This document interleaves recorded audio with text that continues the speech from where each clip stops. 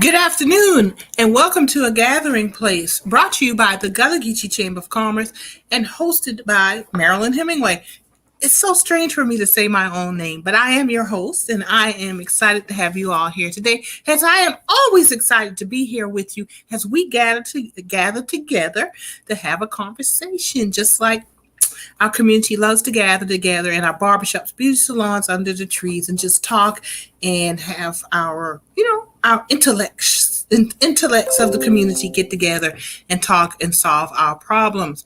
And I'm just excited about today's topic: mental health awareness and COVID-19. And of course, every fourth Wednesday, it's brought to you by the St. James Health and Wellness. So we have some great special guests on with us today, and I'm looking forward to hearing from them. Thank you, everybody, and we'll see you and our special guests right after our opening.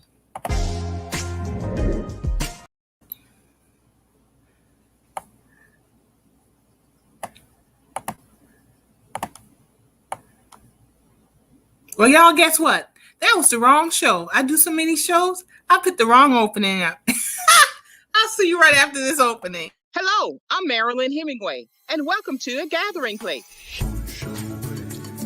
I said, I'm stepping back because we have young voices who want to be heard, and they're moving on something. Branding is really important to you and your business. Even a basic type of technology, you learn it all. And people are Good question.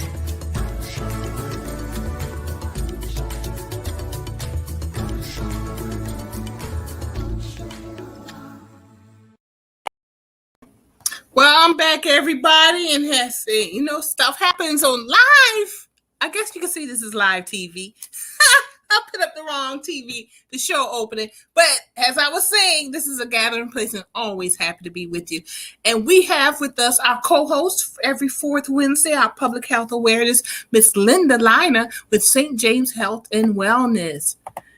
Hello, Linda. Hi, everyone. Good to see everyone on the line. I know, Linda. It's good to see you and hear you. And we're ready to get rocking and rolling. And I was laughing because I put the wrong show opening up, but it happening. Yeah, that's true. It does. It does. And look, that way you make sure everybody is still awake. Thank you. Thank you. That's a good comeback. I'm going to remember that, Linda.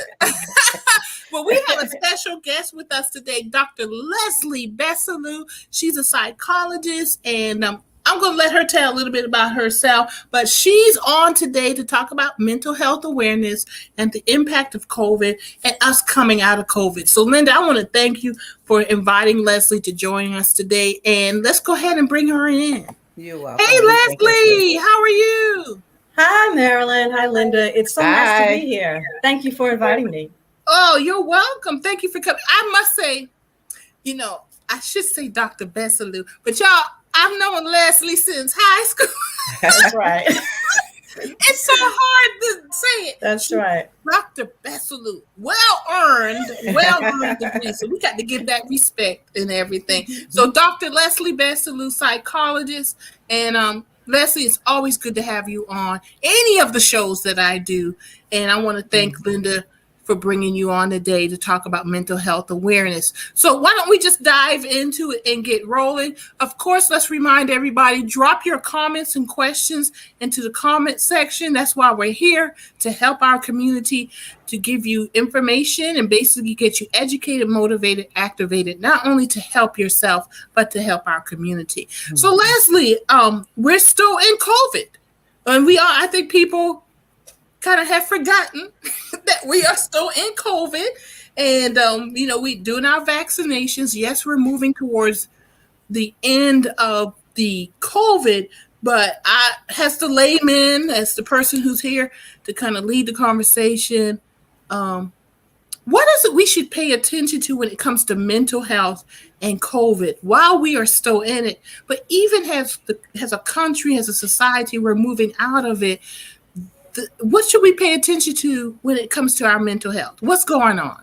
Well, I think, first of all, thanks again for having me. And I think the topic is timely. So I do appreciate you and Linda for recognizing that we should be talking about mental health. One of my concerns is that I think we've had wonderful news coverage throughout the pandemic about, especially NBC, which seems like at least weekly would highlight mental health challenges, whether it was in teenagers, in children, in adults. And I think that really did a lot to increase awareness. My concern is that as all the restrictions are being lifted and people are moving around more, there may be a sense, as we're coming together and trying to figure out what this new normal is, there may be a sense that we don't need to talk about mental illness anymore. And so I really wanted us to be able to have a conversation about what are some of the symptoms. And even though people are have more freedom to move around, doesn't mean that whatever has happened over the past 9 months with us individually, emotionally, it's not just going to disappear. Right. Because we can move. And so obviously one of the biggest challenges throughout the pandemic has been this social isolation. We were required to maintain physical distance. We had to obey the stay-at-home work orders. And of course, all of that was done to find a way to contain the pandemic and to promote our own safety. But what it did for a lot of folks was increased a sense of loneliness. Many people began grappling with feelings of sadness, and they might not have even understood why.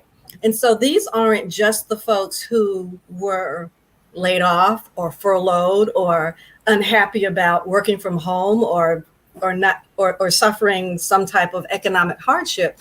These feelings and symptoms that I'm going to talk about affected people across socioeconomic status, whether or not they were working or not. And I think this is something that everyone can relate to. So individuals were feeling increased sadness, or maybe they noticed that they were snapping at their spouses or whoever was living in their homes. There was an increase in feelings of agitation. The smallest things were, or I should say, are annoying to people. People are experiencing problems with sleep. Either you're sleeping a lot, but not waking up feeling well rested, or you're not sleeping enough. But I think the ones that are really challenged are those that are sleeping for a long time period and wondering why they're waking up still tired. Okay. So that's a major factor. Sleep difficulties really underlie so many of our psychological problems. And it's just amazing. So those are some of the major symptoms that individuals, I think, collectively can identify with experiencing.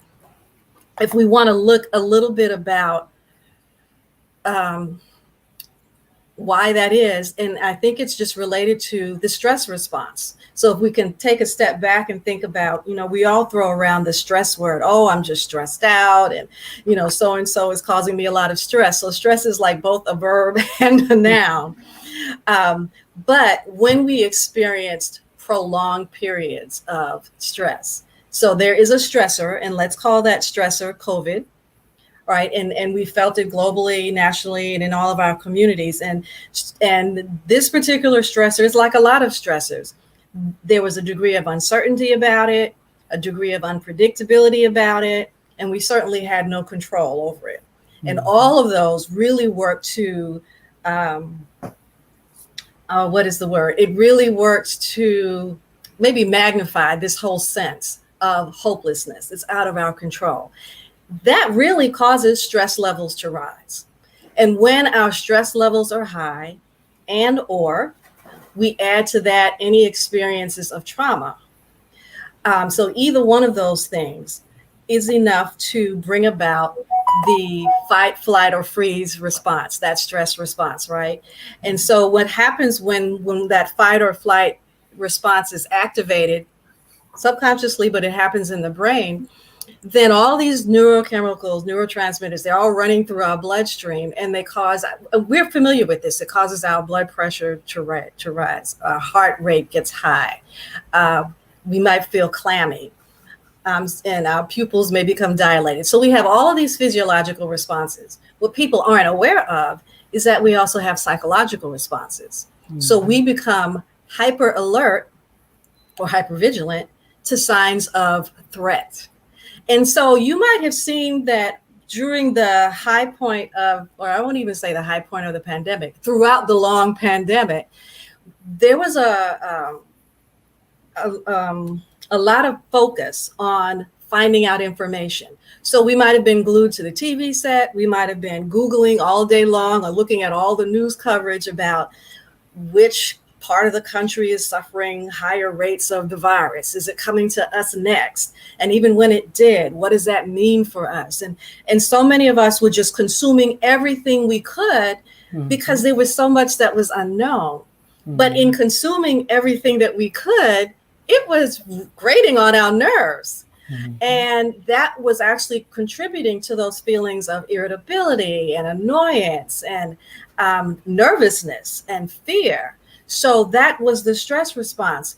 But there's also this need to find information so that we could feel better and have a sense of control. But we weren't getting that, and so there was a lot of inconsistency. So it was like a vicious cycle. And part of that contributes to then having difficulty concentrating and focusing when we really needed to, whether it's trying to read a newspaper, trying to read something for work, whether it's listening intently to a child, or whatever the case is, the focus and the concentration started waning. And so this also could show up in the workplace, where people are missing small details like that they used to be on top of, or maybe they are missing appointments. So all of these things work together: the hyper alertness, the decreased focus, your ability to rationalize and actually use good judgment is significantly impaired also. But it makes sense. So if you're hyper focused on threats, then that's where all of your energy is going to.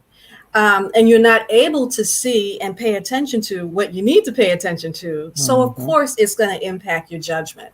And oh, by the way, if you're not sleeping well because you're stressed out, or you just can't turn off those thoughts at night when it's time to go to bed, then and you're waking up not well rested, then of course you're going to miss details. And so again, all of these symptoms run together and they work together to contribute to a decreased sense of functioning. So that's the challenge of prolonged stress on our bodies. And we haven't even talked about what that means when you have a psychological disorder.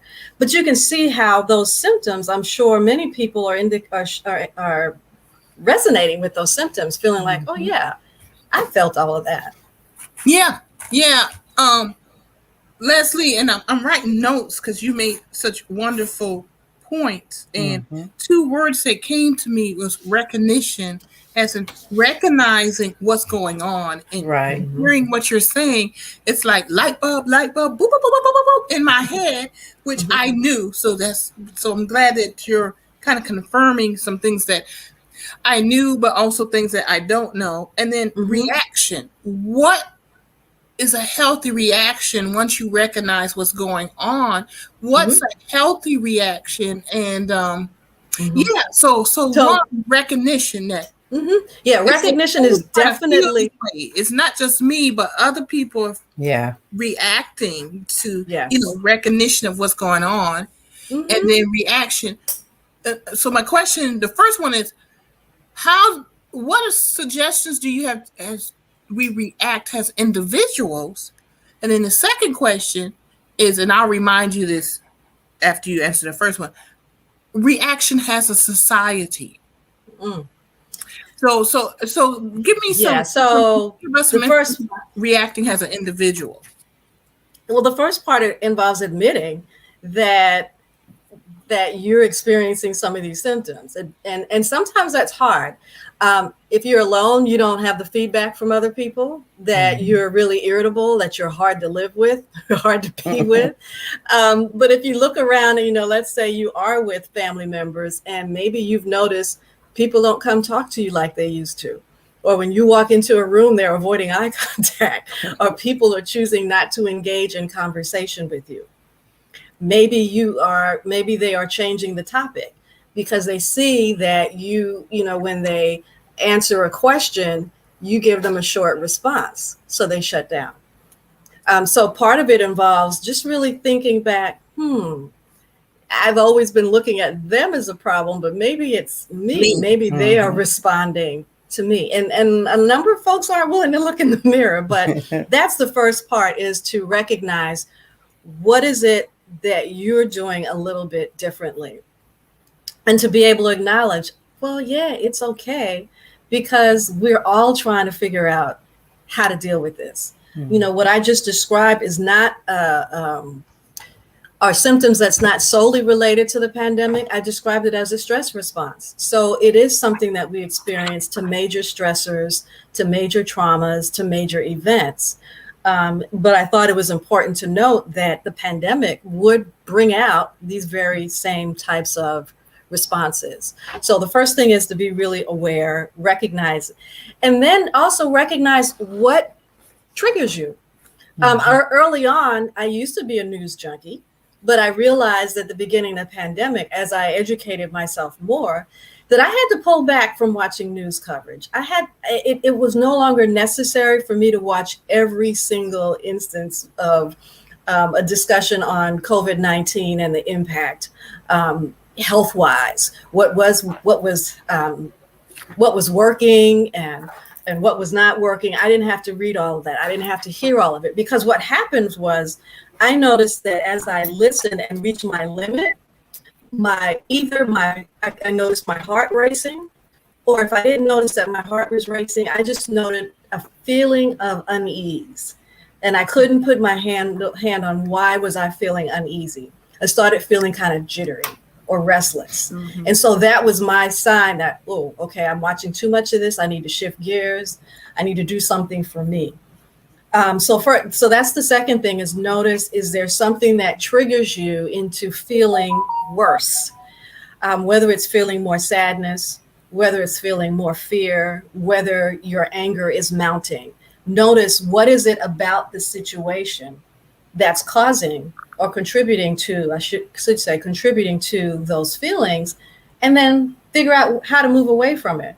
And so a healthy response, in addition to limiting your exposure to those, whatever it is, those triggers, is to seek out positive emotion, seek out things that bring you joy. And so we're not talking about being a Pollyanna and just thinking happy thoughts, but recognizing that you've got to do what's necessary to take care of yourself and improve your own mental well-being. So for me, that often meant calling someone that was going to make me laugh. Sometimes it meant watching a silly show, for 20 or 30 minutes. Or sometimes it just meant going for a walk. So figure out what is going to bring you some positive emotions so that you have more of a balance. And then you can be in a better position to deal with whatever problems or issues that you have to deal with in your environment. So those are just a few things.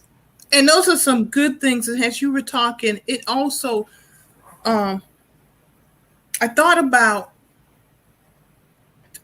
this pandemic. There are folks out here in society who, prior to the pandemic, who were already under stress. And I'll give a personal example, because that's what triggered what you were saying, reminded me. So I was caregiver for my father before he passed. And that is stressful in and of itself, going through that. Then a pandemic hits, so that puts a whole nother layer of stress on the caregiver. And in my particular situation, I'm saying this for those who are out there, because we forget about the caregivers. Absolutely. Especially folks dealing with parents. We think more in terms of caregiver for children, but we don't think that there's a huge percentage of our population taking care of their aging parents. But I'll tell you this, and it's really personal, but I think it's going to help people. It was very, very stressful. And my father passed. And even in my grief, I felt relief. Because let's be honest, as a caregiver, it relieved some of my stress. But in the relief of that stress, I felt guilty. Because why should I feel relief that my father died? And it's natural human reaction. Now, but you also had this pandemic going on, adding stress on you on top of that. And I really wanted to bring up what you were saying is how can caregivers in particular help? I mean, that's just an example, but it's a great example, Marilyn, because how do we help people who not only just caregivers, I'm using it as one example, but you're already dealing with life stress. And being a caregiver, most of that's part of life. And then on top of this pandemic, how do we recognize the difference? How do we recognize regular life stress and now pandemic stress on top of that? It's almost to the point some people, we're traumatized in some ways. Well, I don't even know that you can actually explaining it. I'm just a layman. That's but go ahead. I don't even know that you can tease it out. I think people just need to recognize that they're under stress. And when they are stressed, they need to understand that it's not a normal part of, I won't say a normal part of life, because stress is normal, but some people get to the point where they're like, okay, yeah, I'm upset, but that's normal. Yes, I'm stressed out. I got a lot going on, but everybody's stressed out. So many people ignore it. And so I think that needs to be the big message, is recognize that, I talked about some symptoms that people experience, and I'll go over some momentarily about symptoms of depression and anxiety, but I don't want people to think that they have to live with feeling anxious or angry or irritable or easily annoyed or wanting to isolate yourself because of it's the only way you know how to cope. So that's what I mean by let's not get so used to dealing with stress that we are ignoring these signs of stress that should really be a warning sign to you. The second point I wanted to make is I really appreciate your transparency, Marilyn, in talking about the challenges of being a caregiver and the unspoken response of feeling relief when a loved one that you've been caring for has died, because so many people experience it, but nobody ever talks about it. Right. And so, yes, the sense of guilt that you're experiencing about that is related to that. There's a big ambivalence there. That is a category that many people ignore, the caregiver.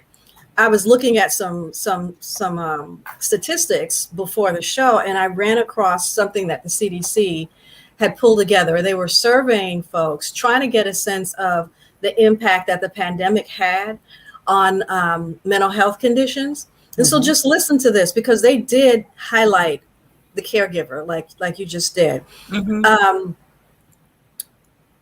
And this looked at the number of respondents who were reporting that they seriously considered suicide about 30 days before they completed this survey. And this survey was done last June. So we were really in the pandemic at that point.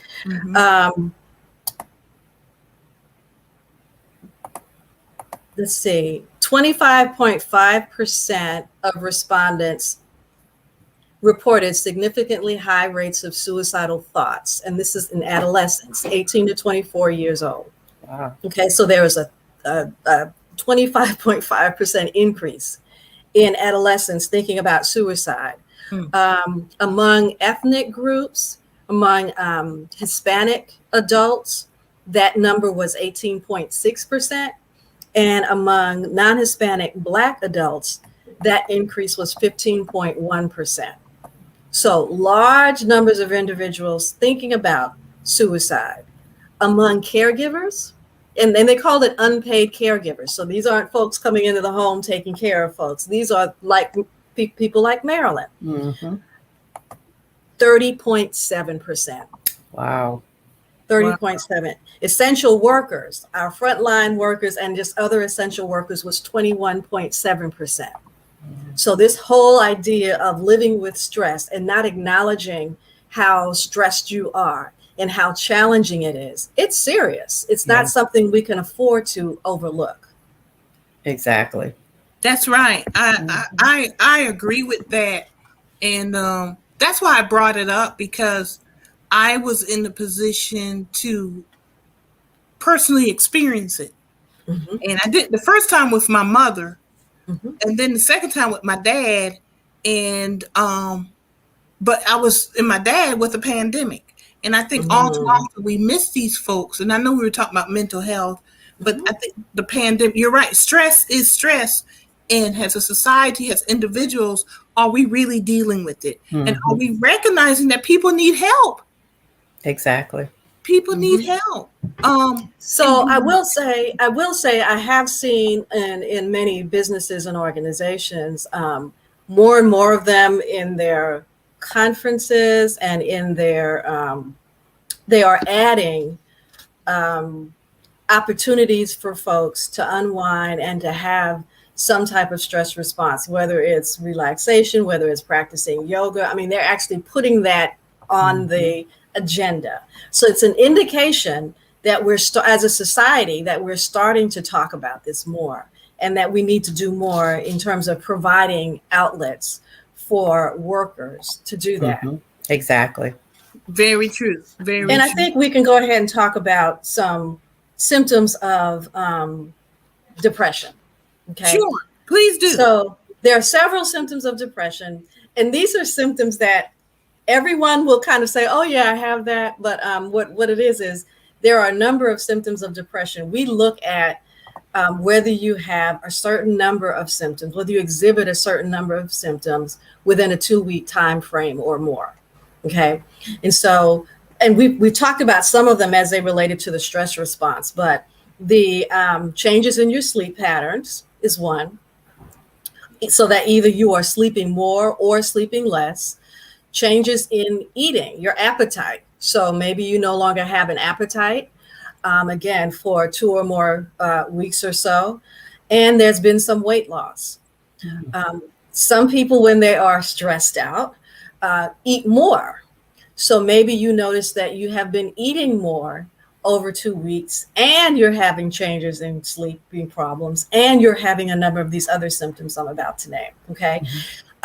This next one can be a little tricky, only because we are really familiar with folks who are depressed looking sad and depressed. Okay. And so, yes, that's one symptom, but there are a number of folks who are depressed and they don't look sad and they don't look depressed. Okay. Many of them look like they're okay because they're trying. They're really trying to hide that from people. You know, they might be trying to hide it from themselves. So their affect, the way they present themselves, may seem like they're fine. There are also a lot of people who are angry and they look angry. Okay. And that could represent a change in personality. Okay. So if you notice that a grandmother or a nephew or a family member, a good friend, all of a sudden they're angry all the time. And you might say, well, yeah, I understand, they have good reason to be, but then start thinking about it. Well, it's kind of a little prolonged. You're continuing in that. Okay. So that should be a red flag. The other thing I wanted to say about that affect is, with the depressed and sad mood, is there's not always a reason that people can give you for being depressed. It's easier to understand if, there's been a loss in your life, or you've been rejected, or whatever, medical diagnosis or what have you. But it's really baffling for, again, the hundreds of folks who are dealing with depression, and there's no trigger that you can actually tie it to. Okay, so we don't always want to look at that. We don't want to look at folks and say, well, he shouldn't be depressed. He's got his whole life ahead of him, or everything looks like it's going well. We just don't know what's going on biochemically, or what's in their family makeup, or what's happening. We just don't know. So there's that category. The other symptom that only someone living with you would know is that you are no longer as concerned about your personal hygiene.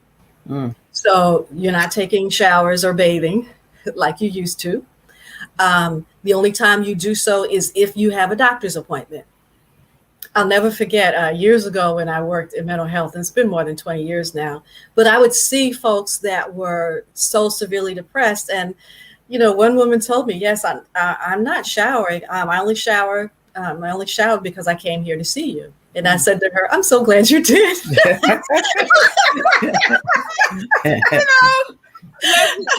glad the psychologist made the joke first, because this is a serious issue, but we gotta laugh.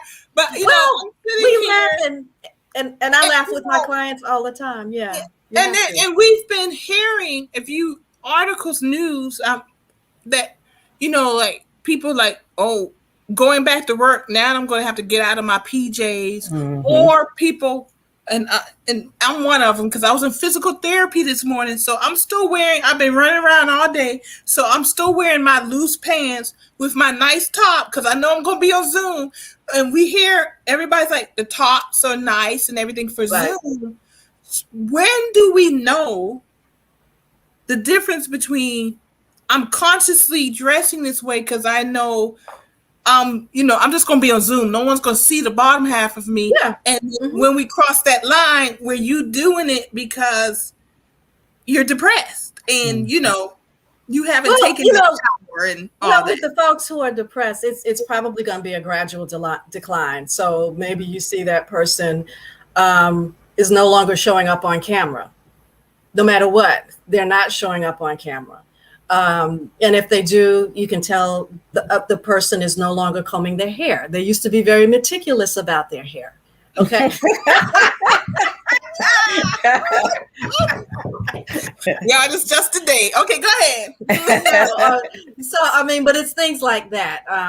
So that's why I said you wouldn't know this unless you lived with that person, and you could tell that person is just not. They just don't care. I mean, they used to get dressed to go to the grocery store or to the post office, and now it doesn't even register that they haven't combed their hair or that they're wearing the same t-shirt that they had on yesterday.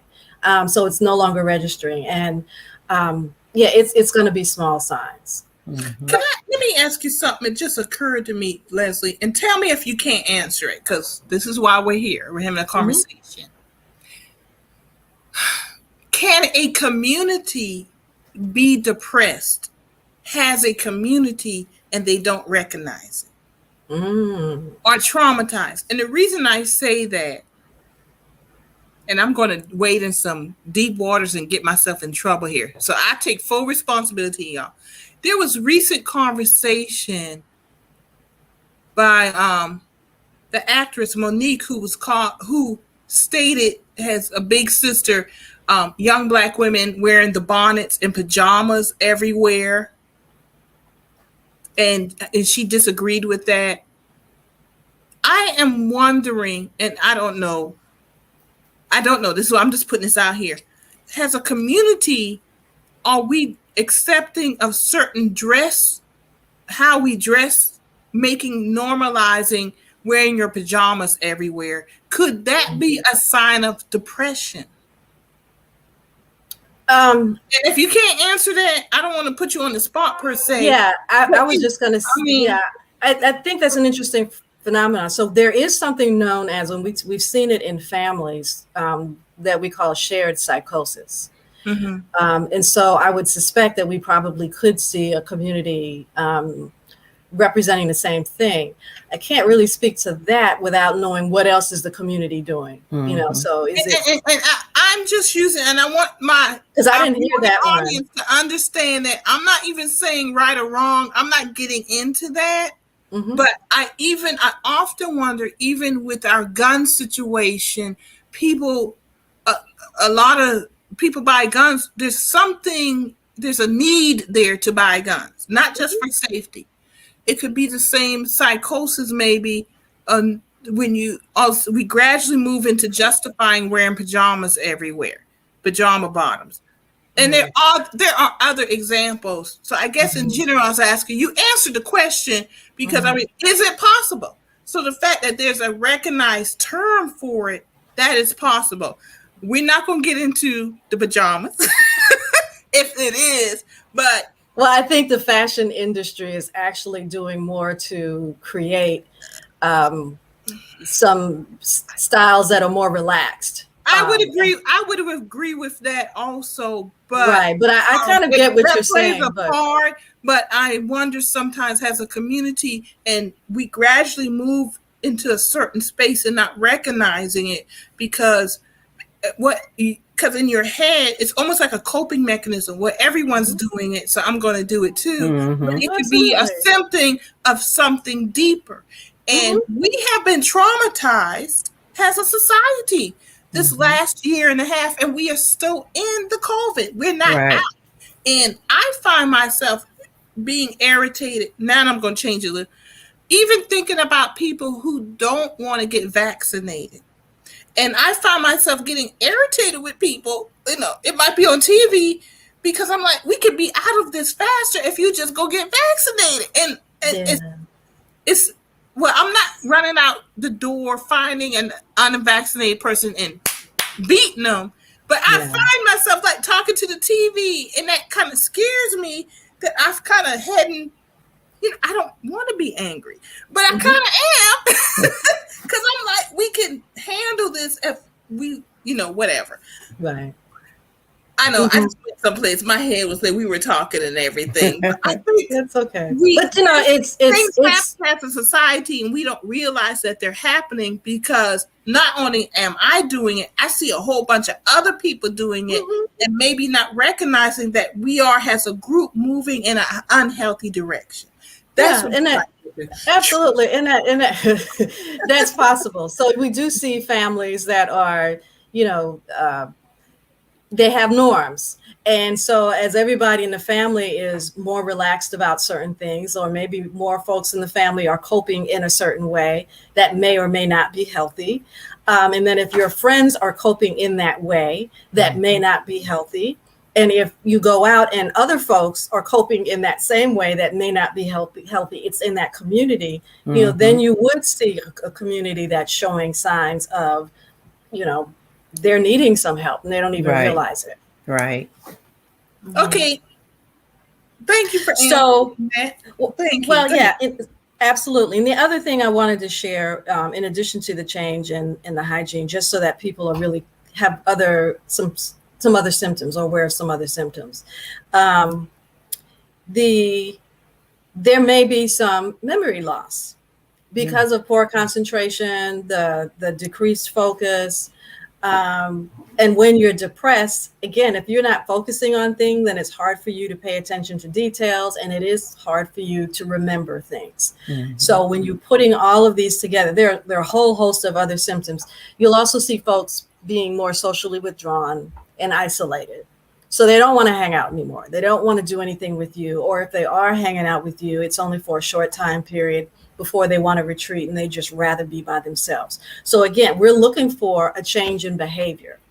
It's one thing to be an introvert and you really need that downtime to recharge. It's another thing to be someone who used to love hanging out with people and really enjoy other people's company and doing things. But now all of a sudden you don't want to do those things. Or, did I lose you? We see you. Okay. We can hear you too. Okay, great. Or maybe it's they're engaging in those activities and they don't experience the same degree of joy and satisfaction that they used to in those experience. So they're no longer able to enjoy their grandkids. They no longer enjoy playing music like they used to. So that's also another symptom that you want to be concerned about. Very good. Those are, and as you are rattling off those symptoms, I recognize them, and I'm glad you're rattling off those symptoms. So I hope people who are viewing this recognize some of those and acknowledge them and recognize them. And I'll give you an example very quickly. We had a concert last Friday night, I believe, in Georgetown. the True Soul Band, and it was a very good concert. But my friend Ebony Hughes, a shout out to Ebony for doing this, called me and said, "Meryl, you going tonight?" And I had forgotten about it. And then I said, "Yeah, I'm going to go." We made arrangements to meet up there. I am so happy I went. But when she told me, it shocked me because I kind of, I had forgotten about it, but I immediately was trying to find an excuse not to go. But I pushed myself to go. And once I went, I'm glad I went. And I wonder how many of our viewing audience out there, and y'all, if y'all want to comment on this, find it hard to go out places that are really just an easy. It forced me to take a shower, get dressed, and you're going to dress nicely, Marilyn, and everything. Just going through those motions made me feel better. Yeah. But however, and I'm really glad you said that, the fact that you mentioned you had to force yourself, you had to talk yourself through it, and it took some effort. That is also one of the symptoms of depression, where things that you would normally take no effort at all requires an enormous amount of effort and motivation. And so there are people that wanted to go to that concert, but they could not motivate themselves. So it's like, yeah, I have the motivation, but it just takes too much. So that loss of energy is big. And I suffer from depression. I know right now I'm actually in a depressive phase. I know I am because I've dealt with it since college, and I know the symptoms for me. And this is why one of the reasons we're having this show, and I'm saying this to our viewing audience, because we have a professional here, two professionals in the healthcare field, and you have someone who suffers from depression, and we want to share this with our community so that we can develop the coping skills, one, to recognize what's going on, and two, look at the symptoms, and three, the reactions. What can we do to get on a healthier path? And that's why I share my information, and Linda and Leslie are here to share from a professional point of view. There are things that can happen to help us. So before we talk about what to do to help, let me rattle off some symptoms of anxiety. Okay. Very good. Because depression and anxiety often go along together. They don't always, but they often. Some of the symptoms overlap. But so with anxiety, we're talking about an intense and persistent fear or worry that is excessive. And so through the course of my career, I've met so many folks who will say, well, I've always been a worrywart, and so I've been this way all my life.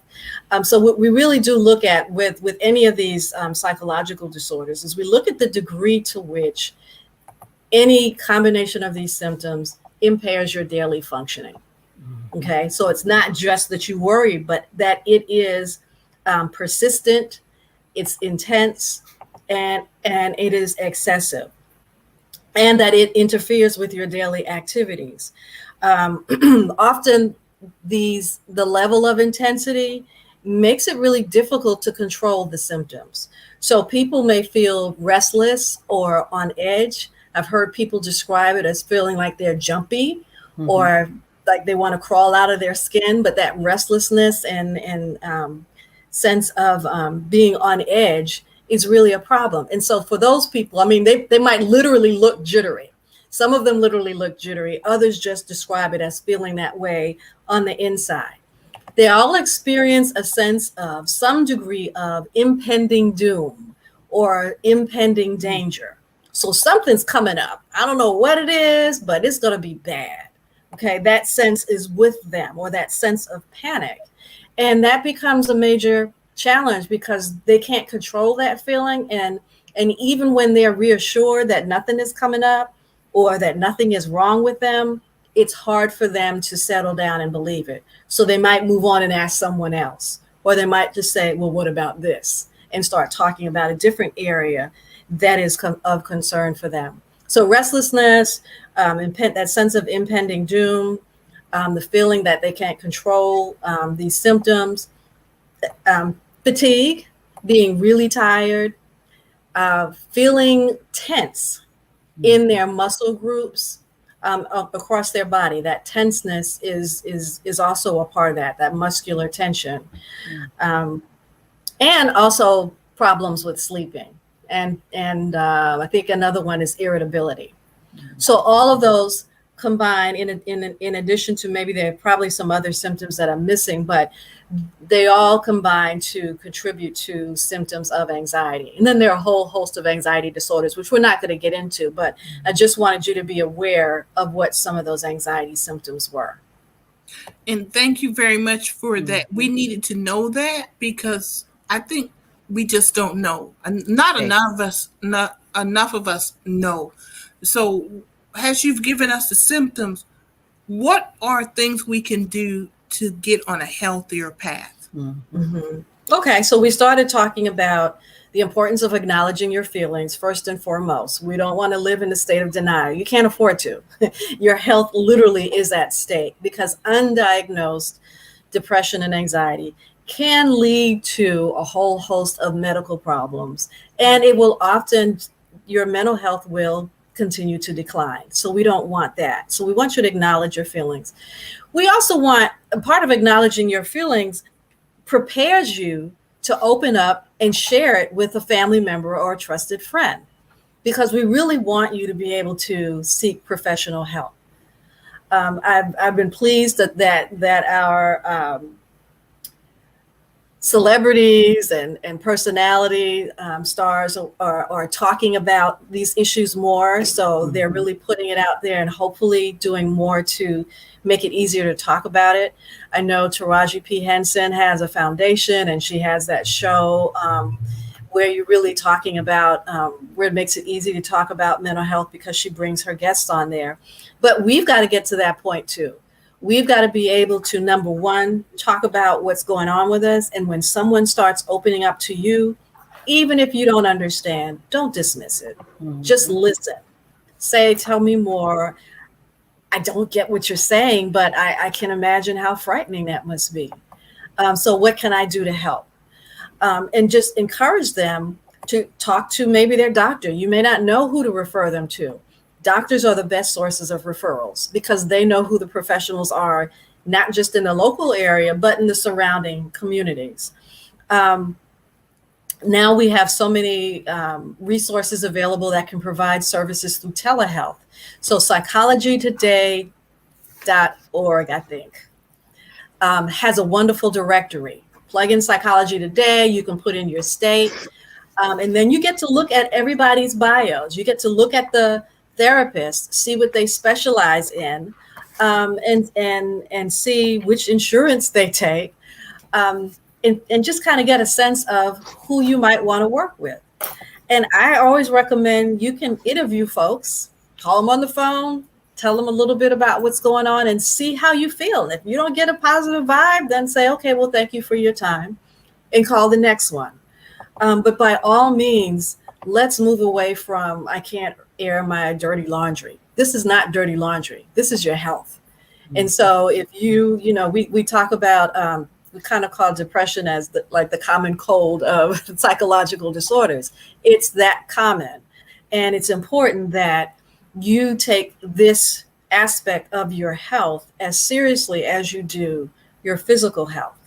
So engage your support system and then get out and move. Get active, take care of yourself. It doesn't have to be an exercise program, but you can dance if that's what makes you happy. So find what makes you happy and engage in that activity so that you are at least moving around. So those are just some things, practical things that you could do to get started. That is so true. And thank you for sharing that, Leslie, especially the moving around. Start someplace. I started physical therapy recently because my body literally aches. And I read someplace that that's actually a sign of depression. And my body, after I took the vaccine shot, the second shot, I felt mild flu symptoms for about 2 days. I mean, it knocked me off my feet. Yeah. You know how you got that achy body with the flu? That was one of the symptoms. And a few weeks later, it's like I got slammed with that again.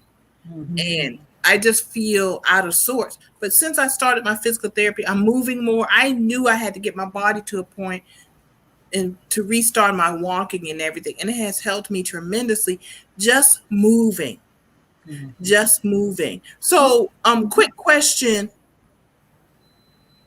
If I am a low income person, and Linda can answer this too, but I also know there's I think some national phone numbers. I'll have to find them. But if I'm I low have them. income, where do I go find help?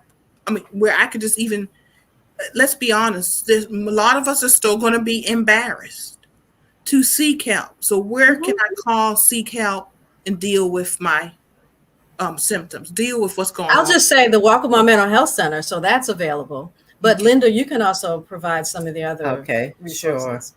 sure. Basically, there are several entities, and one being us. We do have 2 mental health nurse practitioners. And basically, what they can help you is that they can listen to you, they can suggest ways to manage negative thoughts, they can do prescription medication if it's needed, they will help you deal with stress, they will help you with family issues, help you manage children at home, help children with school, and help you and your family deal with any negative thoughts since COVID-19. Our providers are here to assist you. Treating the mind is just as important as treating the body. And let your provider know if you want to see one of our mental health team members. Also, our provider may suggest you see one of those on the team. And we do have where you can call us and we can give you that information. Now, the other thing, as Dr. Besselieu mentioned, there are other entities. One, if you're a veteran, there is a veteran crisis line, which is 1-800-273-8255, and you press the number 1.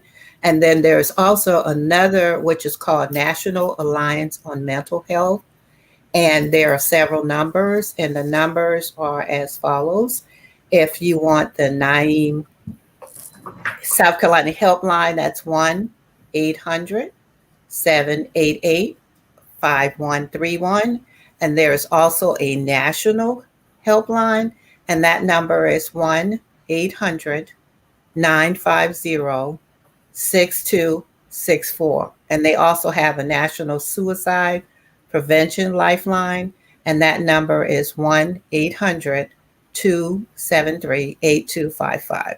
So there are, one again. sure, it's the National Suicide Prevention Lifeline. That number is 1-800-273-8255. And as I mentioned, if you are an individual who is interested in being assisted by one of our providers, then please feel free to give me a call, and I can make sure that you get to the right resource to get an appointment. And my contact number is 843-826-3773. All right, very good. Thank you, Linda. Go ahead, You're welcome. Leslie. I was just going to say, I love, I've learned a lot about St. James Health and Wellness over the past couple of years. And I love the fact that they provide a holistic approach to treating individuals, families, and the community. Yes, thank you. Absolutely.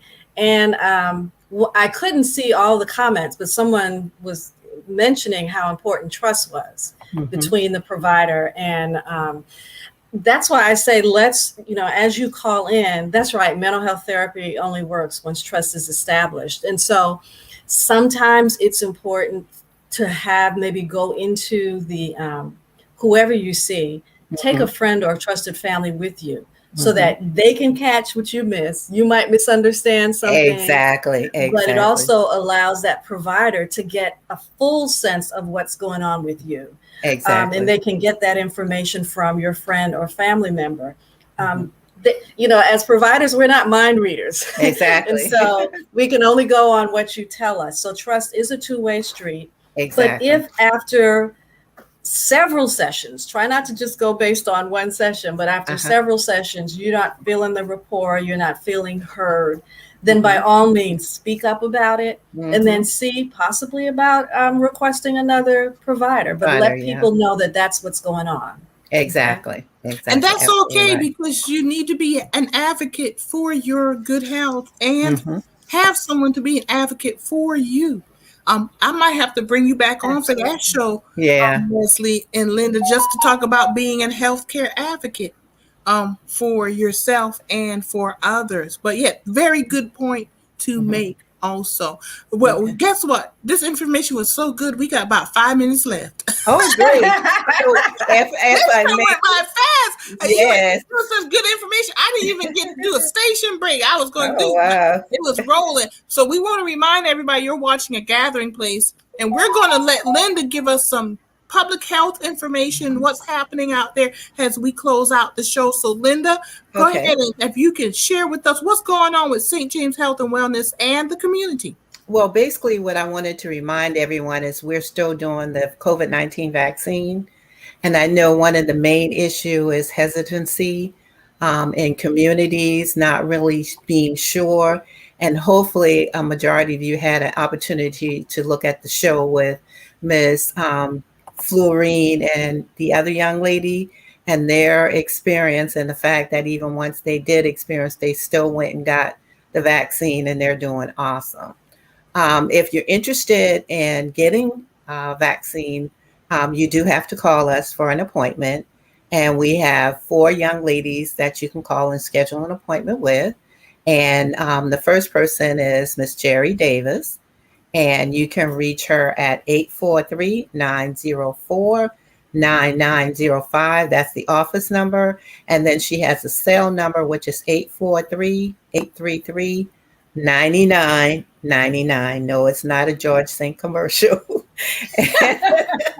And then next is Miss Brenda Perkins. Her office number is 843-520-7789, and her cell number is 843-344-3607. We also have a Miss Alicia Cooper. Her number is 843-990-7970. And the last individual that you can reach is Miss Anna Watts, and her office number is 843-264-2680. And if you need more information about the safety or effectiveness of COVID-19, you can visit the DHEC.gov website.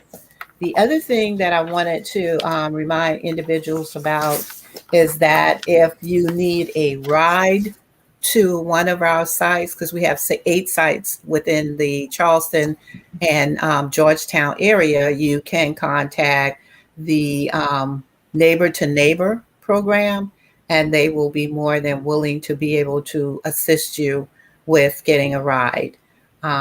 Right now, I do have the contact from Mr. Jason Walter, and his number is 843-260-8358. The other thing I wanted people to be aware of is that if you had a loved one that has passed away as a result of COVID-19 as of January 2020, then you would want to contact the number that Marilyn has listed on the screen.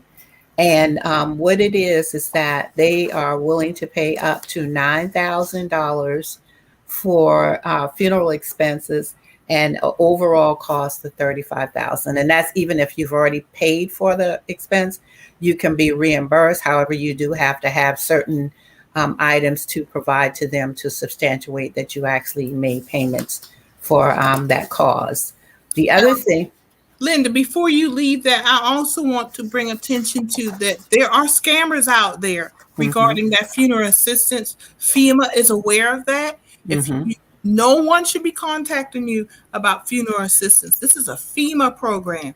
So if you have any questions, you need to work directly through the funeral home where your loved one is funeralized, or go to FEMA.gov, their website.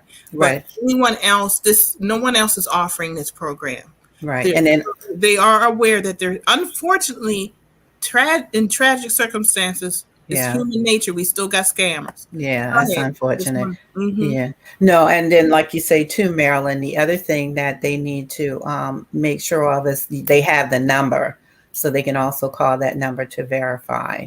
And the last piece of information that I would like to provide is that there is a program under SC Stay Plus, and it's a COVID-19 housing assistance, and they assist with late on rent and utilities. And in order, if you have any questions or you need to find out where or what you need to do to qualify, then you can call the center at 803-336-3420. And there's also a toll-free number, which is 1-800-476-0412. And we also here at the St. James Health and Wellness at each of our sites, we do have community health workers as well as outreach workers that are able to assist you if you need to enroll in a form of insurance, such as the health insurance marketplace, or if you also need to enroll in Medicare or Medicaid if you're eligible. So please don't hesitate to give us a call.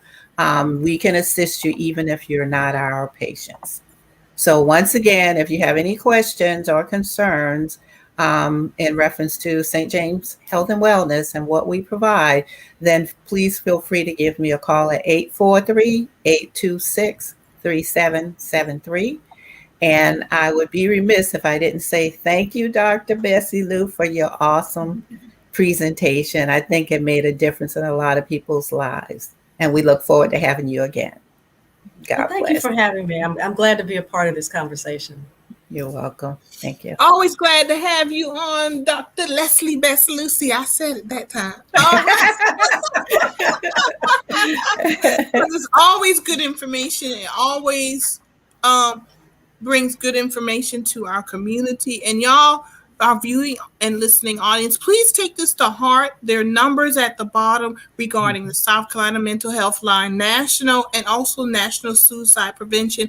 It is okay if you feel bad. It's okay to recognize it. It's no shame in it, because we have got to get to the point that we take care of our mental health. Exactly. Take care of our physical health. And it's okay. And it's okay to share your stories. And I'll give you everybody a big virtual hug. Yes. Wear y'all mask. All right. I still wear my mask inside when I'm out running about. But thank you, Leslie, for coming. My phone has been blowing up for some reason. It's like a secret signal goes out telling people she's on her show. So let's call her. But I thank you, Linda, for once again bringing on a great guest and giving us public health information that we need. And thank you to our viewing audience. And one person I do want to point out who's a big supporter and everything, he is celebrating a birthday today. Happy birthday. Happy birthday to J.D. Spain Sr. He's a regular viewer.